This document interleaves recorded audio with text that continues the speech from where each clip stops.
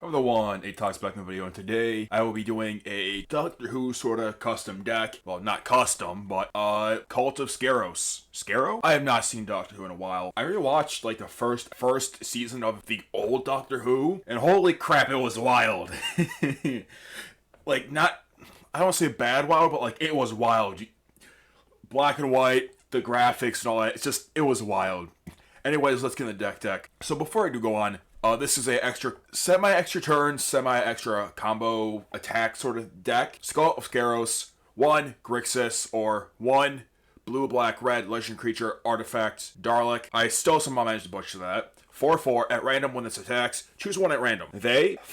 I think that says thigh. No, it doesn't. I don't know what it says. They. That's what they say. Anyways, put a +1/+1 counter on each artifact creature you control, or can. Draw 2 cards. Sack. Is that C or sack? I think that says C. Create a 3/3 black Dalek artifact creature token with menace. Fast. Each opponent loses 4 life. They can see fast. Is that what it says? Daleks, get your English together. I don't speak English at all.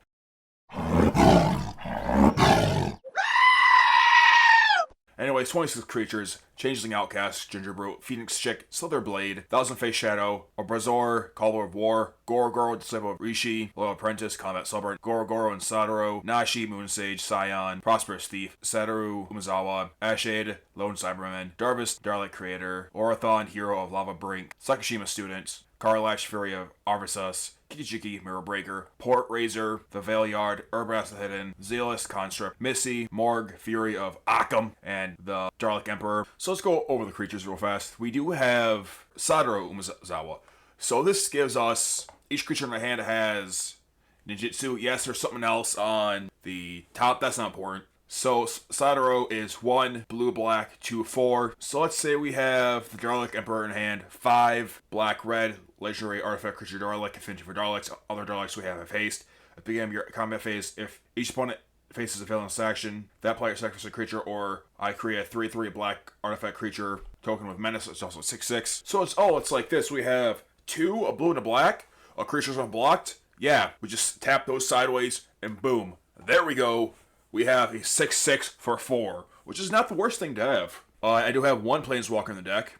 0 Archduke of Arvinus. I feel like that's going to switch every time I say that. 22 spells, an offer you can't refuse. Magnetic Thief, March of the Swirling Mist, Dramatic Reversal, Snap, Twinferno, Bedevil, Chaos Warp, Toxic Deluge, Baleful Mastery, Factor Fiction, Hazardous Blast, Relentless Assault, Seize the Day, Savage Beating, Temporal Manipulation, Time Warp, War at War, Karn's Temporal Sundering, Part the Water Veil. Holy crap, can I please just speak today? Fury of the Horde, and Time Stretch. There's nothing much to say besides removal, search, extra draw. There's a Savage Beating in the deck, so that's gotta be good, right? There's Time Manipulation for extra turns and extra combats. 5 artifacts. Soul Ring, Arcane Signet, Isochron Scepter, Bitter Thorn, Nissa's Animus, and Sword of Feast and Famine. Not much for here except 2 mana rocks, Isochron Scepter for the Scepter combo. For those who don't know what the Scepter combo is, it's Isochron Scepter and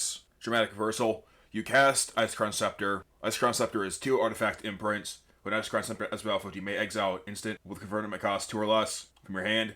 2, tap it. You may copy the exile card. If you do, you may cast the top without paying its mana cost. So the combo, let's go over Dramatic Reversal, of course. 1 blue instant, untap all non-land permanents you control. So this gives us infinite tap abilities and all that, but it also gives us infinite mana with Soul Ring and Arcane Signet. So what are we going to pump this infinite mana into? Well, I'll get there when we jump into the enchantments. There are 7 of those. Aggravated Assault, Fervor, Goblin War Drums, Propaganda, Bedlam, Breath of Fury, and Sneak Attack. For those, like I said a moment ago, when we have infinite mana, or hopefully infinite mana, I will probably have to switch these out a lot for infinite mana artifacts and all that. Our main win condition is Aggravated Assault. If push comes to shove, we can use Sneak Attack, or if we really have to, Bedlam, which is 2 double red. Creatures simply can't block. This is from Urza Saga, so this is a good card. Which is surprising, this is the first time I've ever seen it for this deck list. We do have Propaganda, and we have Goblin War Drums, which I have no idea what it does. I saw it for extra attacks. Oh, it just basically says creatures you control have menace. They can't be blocked by 2 or more, except by 2 or more creatures. Alright, there's nothing special about there.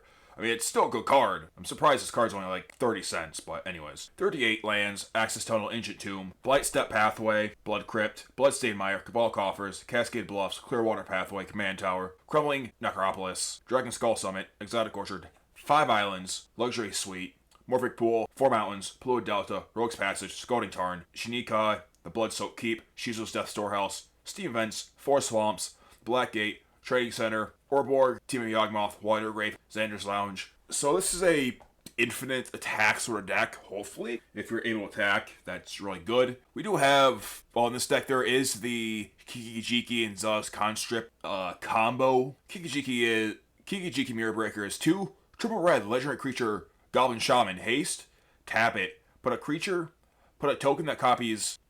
token that's a copy of target non-legendary creature you control on the battlefield. Then that creature has haste, then sacrifice it at the next end step. Zealous Conscripts, 4 red. Creature Human Warrior, haste. When Zealous Conscript enters the battlefield, gain control of target permanent until end of turn. On top of that permanent, it gains haste, 3/3.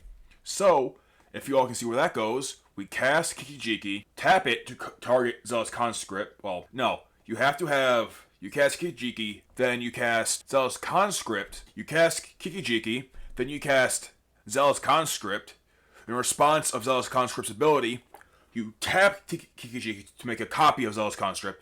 Then Zealous Conscript's ability resolves. You gain control, technically, of your own creature. So, untap Kiki-Jiki and you have infinite Kiki-Jikis. Well, no, you have infinite untap triggers for Kiki-Jiki, then infinite Zealous Conscript tokens with haste. And you just win the game. Unless someone just has a Son of the Wreckage, which I don't want to talk about that. This is one of the very few decks I actually have built for the videos. I do love this deck. It does contain one of my top 5 favorite cards, Ward at War.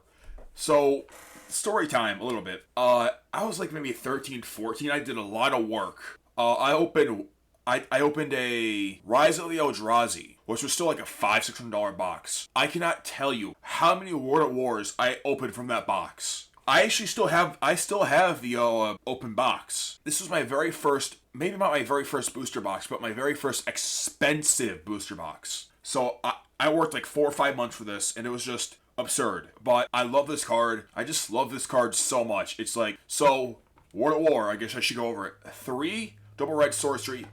After the first post-combat main phase this turn, there's additional combat phase followed by additional main phase.